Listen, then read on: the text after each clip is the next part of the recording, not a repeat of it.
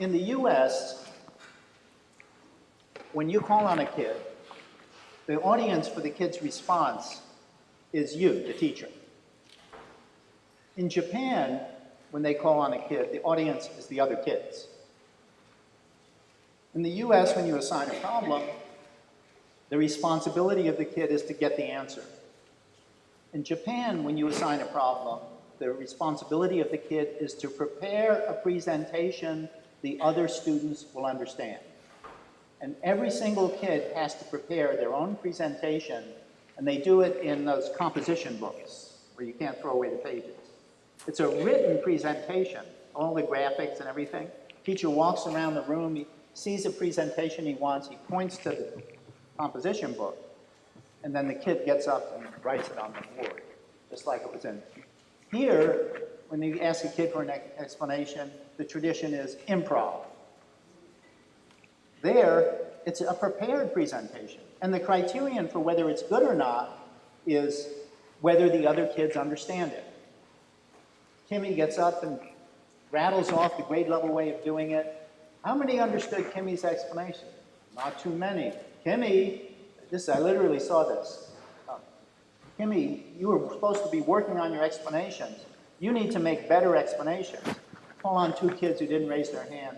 Help Kimmy make a better presentation, better explanation so more students will understand her. And when she has a good explanation, tell me and we'll try it on the whole class.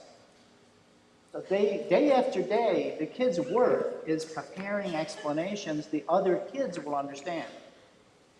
And for these explanations, they don't do, okay, who wants to explain their way of thinking? And you see the same group of kids going, ooh, ooh, ooh, ooh, all the time. It's not an ooh, ooh culture. In fact, it's the opposite. If you're done, it's considered rude to put down your pencil, and so other kids would know you're done. You're supposed to hold your pencil so no one knows you're done. Whereas in our culture, as soon as you're done, or maybe even before you're done, ooh, ooh, ooh. One of the easiest things to do as a school full of teachers is to abandon the ooh, ooh culture as a school. Do it together. We're no longer going to have the ooh, ooh culture. Hand raising is still useful. If you're having a classroom discussion, you raise your hand when you have something to say. That's what you want. That's normal.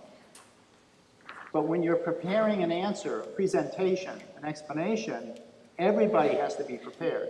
And every single kid prepares one, but they work in partners and sometimes in larger groups. So they help each other, they collaborate, but it's not one person recording for the group.